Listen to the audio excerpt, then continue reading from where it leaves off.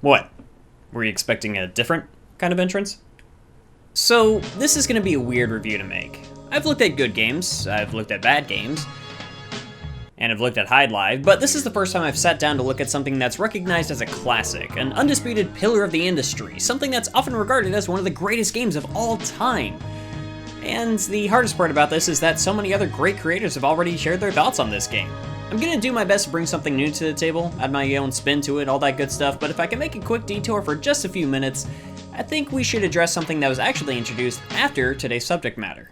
In the early days of Metroid, the franchise always took a somewhat minimalistic approach when it comes to storytelling, but that's not to say the series was ever devoid of plot. It was there, and the plot elements helped elevate the gameplay moments, but they were also used in a sort of action movie style where it was just enough to keep a motivating force for the player's actions. The gameplay and plot complemented each other, which is the ideal scenario when creating a game like this, but there was definitely a desire from a lot of the fans to know more about this universe, and especially the leading lady herself. Well, they really weren't gonna see a whole lot of that until around 18 years after the series started, when a manga was released that delved deeper into certain elements of the Metroid world and helped offer a clearer context for the events that served as a foundation for the games. This manga as a whole is no longer considered canon in its entirety, and we're not going to tackle all of it. I mean, not even much of it at all for this video, but there are a couple of important ideas that were introduced here that will help get a better understanding of later events in the series and the significance they hold. The biggest concept this manga brought to the table was the origins of Samus Aran. We see that when she was just a child, the colony she was raised on was attacked by space pirates, and the big, grape-flavored pterodactyl Ridley was leading the charge. Not only did he and his forces lay waste to her home, but he even went as far as to murder Samus's parents right in front of her face, which is,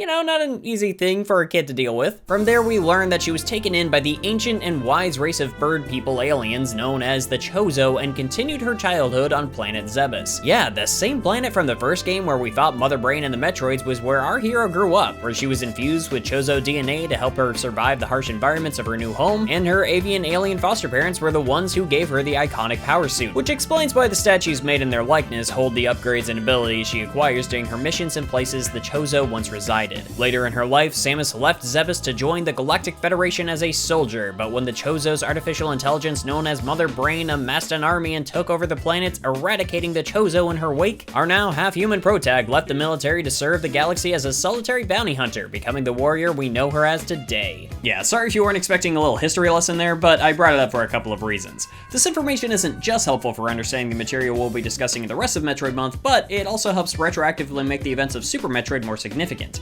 But I honestly think that these changes that were made later on work for the best because Super Metroid really doesn't spend a whole lot of time telling a traditional story. All of that said, spoilers ahead, let's go ahead and jump on into Super Metroid. The last Metroid is in captivity. The galaxy is at peace. The game begins with one of my favorite musical pieces in the series. Samus recounts the events of the first two games to catch up any uninitiated players, defeating Mother Brain, doing a lot of Metroid murder, and adopting a brain-eating amoeba, but all the while, this great song is playing to amp you up for the adventure that comes next. This piece is something the series has been using for decades after this game's release to give you that feeling of kicking off a dark but heroic adventure, and it's one of my favorite tracks in the industry. So after Samus took the baby Metroid from SR-388, she delivered it to some trusted scientists in the Galactic Federation. Yeah, I remember when I thought the Galactic Federation was trustworthy.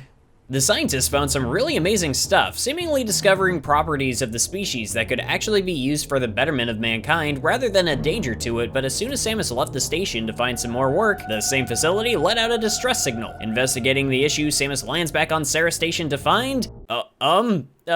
yeah, you know what? I'm sure they're fine. Locating the baby Metroid, she discovers that the attacker was none other than Ridley himself, who gives Samus a good ol' smackin' and takes off, leaving the station to explode. Our hero narrowly escapes the exploding facility and tracks the pirate back to planet Zebes, where it all began. A detail I really like here is that when you arrive on Zebes, the rest of the story is told without words, letting the events and actions speak for themselves, but also telling a story through the game's environment. I mean, one of the first places you visit on this trip is Old Torian, where you beat Mother Brain in the first game. You see this place is broken and destroyed, just how you left it. All the same, there's an eeriness here, like a haunting presence from your past. You travel down into Crateria and see a really cool recreation of where you began your adventure in the original title and obtain the Morph Ball right where it was the first time, but now collecting it activates a camera.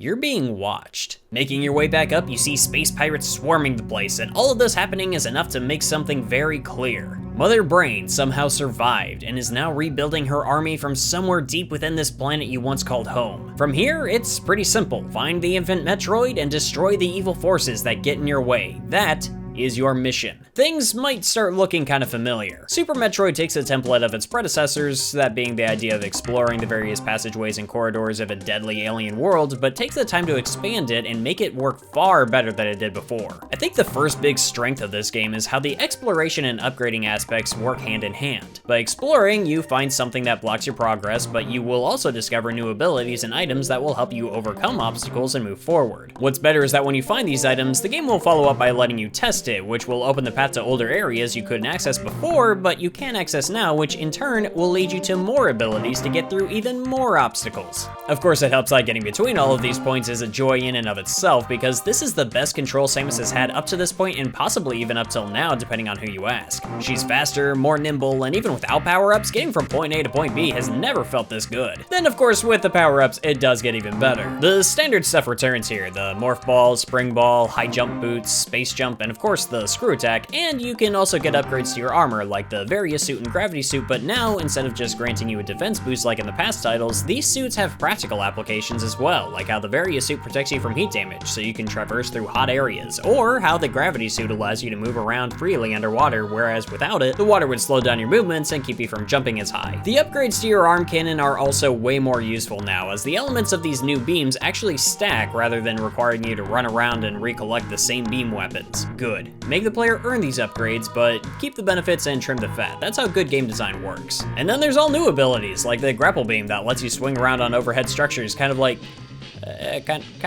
another character that I really like. Can't imagine who. You also get access to the Power Bombs, an upgrade from your Morph Ball bombs that can wipe out enemies super easily and will often show off the entrances to hidden areas, and honestly, I like this more than the other item you get for that kind of job, that being the X-ray scope.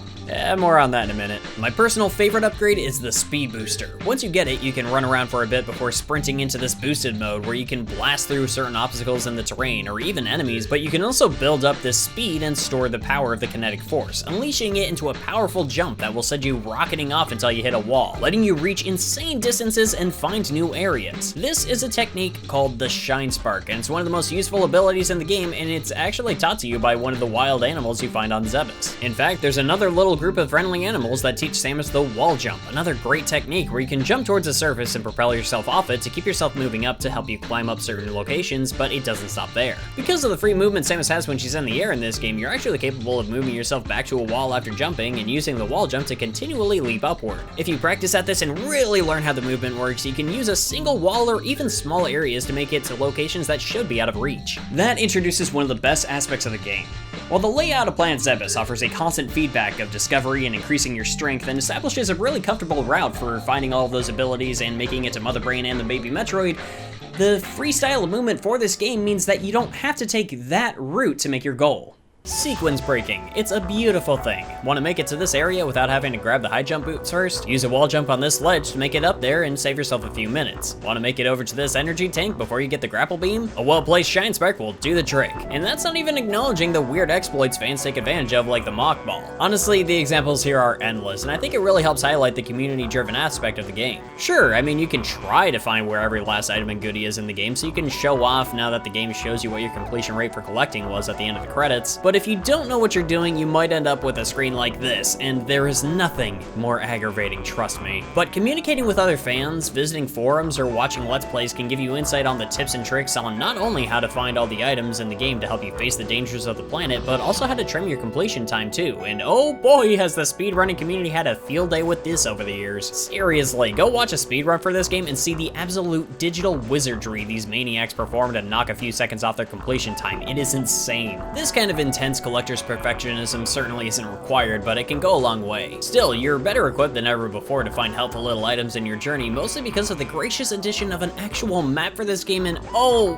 man, I love this thing. I am so glad this was introduced to the series. I would still recommend some outside help if you're going for that 100% screen at the end though, because there are still some hilariously obtuse ways of hiding items in this game, and yeah, the X-ray scope is supposed to help with this, but honestly, I really don't like this thing. In order to even use it, you have to stop dead in your tracks to look around and see if you can find a hidden gubbin. It's very slow, and honestly having to stop to even use it like this basically makes the thing useless to me. Whatever way you decide to expand your arsenal though, you'll want to pack plenty of firepower and be on your toes at all times, because this game is packing a lot of boss fights. Like a really jacked up match against Kraid alongside another little fake version of him, kinda like in the original game, a cheeky reference I can appreciate. But as fearsome as some of these creatures are, nothing quite matches the honestly pretty dark way you can take some of these guys out, like the fish monster Dragon. The ideal way to fight her is by aiming for her stomach and slamming missiles into it, but my preferred method is cracking open these electrical ports, letting her grab me, and then aiming my grapple beam just right so I can latch onto that circuit and use myself as a weapon to fry her in a matter of seconds. The one that still surprises me the most is this guy Crocomire. You've got to hit him in the face with your arm cannon whenever he opens his mouth to force him to shuffle backwards until he falls into a pit of lava and...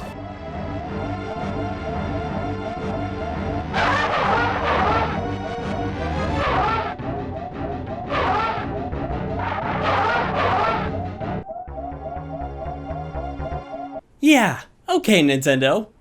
But I guess having blood in Mortal Kombat was just taking it too far. Honestly, the grim atmosphere looms over this entire game, even starting with just that title screen, and the music is a huge part of that. This is still my favorite soundtrack in the series, with songs that perfectly paint what a creepy and desolate place Zebes has become, but the visuals do a great job of this as well. Like this creepy, haunted ship that I still don't know the origins of, or how defeating Dragon causes her young to surround her, and well, honestly, I can't help but wonder if they're feeding off her remains. Super Metroid is honestly pretty creepy. Like, the sense of danger here is so real because the developers did such a great job of making this place feel incredibly unsettling, and like anything on this planet, with the exception of these little guys, won't hesitate to kill you. Of course, the most dangerous thing here is actually the creature you're trying to save. Once you make it to Ridley, you have a fun little rematch with him in a fight that I think really helps sell why this guy keeps coming back as Samus's main rival. I mean, look at him, he's just so cool. Also, don't waste missiles on this guy. Just charge up your arm cannon and use your beam. It actually takes him out way faster. Once he's down, you can go into the next room and save the baby. Oh, well, that's not great. With the generals of Mother Brain's armies destroyed, you can return to the beginning area of the game to watch the statue really slowly get out of your way and open the path to New Torian, where you see Metroids? Yeah, it looks like the space pirates were experimenting on the infant they stole. I mean, earlier on in the game, you see these kind of failed experiments trying to replicate the creature called Mocktroids, but they're piss easy to kill and nowhere near as deadly as the real thing. But it looks like they figured out how to get the last of its kind to propagate, and once you take out a few, man, I just gotta note how much I love this room. The atmosphere here is great. You see a bunch of creatures just kind of frozen in time, but as soon as you touch them, they disintegrate to dust. It's kind of like the life was drained out of them. Sucked dry by some kind of... Wait a minute.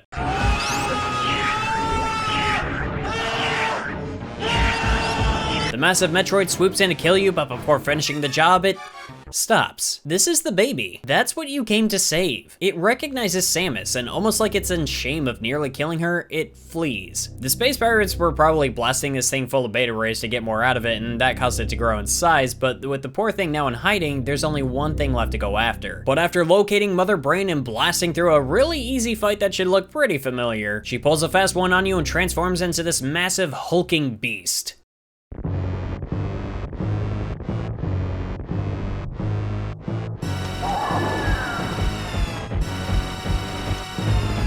You don't even stand a chance against this chicken-legged freak as she starts blasting a weapon called the Hyper Beam at Samus, and just as she's about to end this bounty hunter's life, the baby swoops into the rescue, attacks Mother Brain, and grants Samus the energy it drained before the space pirate leader gets herself back up and kills the infant right above our hero's head. With the Hyper Beam granted by the baby, Samus annihilates Mother Brain and... oh. Okay, right, yeah, probably should have seen that coming. Cue the insane sprint out of the facility, destroy a few space pirates along the way, and please don't forget to save your little green friends on your way out, and jump back into your gunship, safely flying away as the entire planet explodes. Don't worry, those little green animals you saved made it out too. Somehow. Can they fly ship? They have to be able to fly ship. Watch the credits listing the names of this incredible team, beat the game in under 3 hours to get a personal send-off from Samus, and see where my little outro catchphrase came from. Everything here is so tightly knit, with the story adding some thrills and twists, but never drowning out the action and suspense of the moment-to-moment occurrences that make this adventure memorable. The tight controls, open-ended and rewarding level design, incredible music, exciting set pieces, and man, Man, what a good game. I love Super Metroid so much, and I'm glad it's so easily accessible these days. A physical copy will still net you a pretty penny, but Nintendo has always made this game available digitally one way or another. I still wouldn't recommend this as your first Metroid game. You're probably better off starting with like Zero Mission or something, which I'll be talking about another time, but the legacy that Super Metroid holds speaks for itself. I had a really hard time writing this script. I had to leave out a lot of stuff just for the sake of not making this video twice the length and actually finishing Metroid Month, but I hope I was able to convey at least in part why this game is so beloved. Many would say that this was the peak of the franchise, but I still think that there's plenty of other games to really appreciate out of this series, like the game we'll be talking about next week, so I hope you'll join me then as we take a look at Metroid Fusion for the Game Boy Advance. Until then, you can find me on Twitter, Twitch, Discord, whichever you prefer, links in the description, and of course, as always, spread the word, tell your friends, and until we see each other again, thank you so much for watching. See you next mission.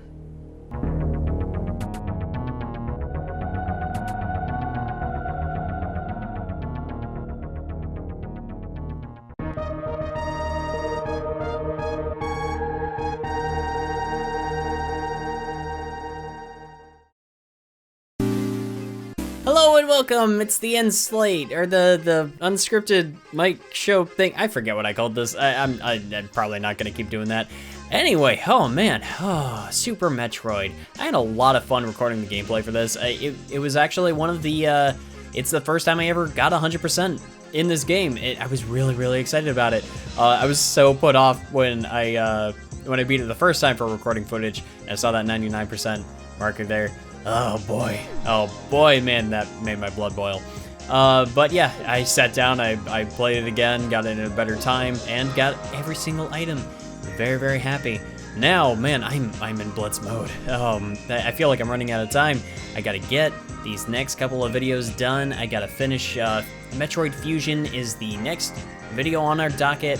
Really excited to work on this one, because this one I actually haven't played a whole lot. I've been meaning to go back to this one for a while now, and it's gonna be nice to kind of have a not completely fresh take on it, but you know, somewhat of a more blind approach than, well, I wouldn't say blind approach. I think you understand what I'm saying. Anyway, as always, this video is made possible by incredible viewers like you, as well as my patrons. With that said, I want to give a very special shout out to Patricia Marcoux, Christine Larkin, and Cyrus the Skeptic, my top tier patrons for this month. Thank you guys so much for supporting me. Thank you so much for supporting the channel. I'm gonna keep doing my best to make you guys proud and make those dollars worth it. With all of that said, thank you so much for watching. I have been Wayne. This game is ridiculously good, and I really gotta plan out Metroid Month better next year. Alright, peace.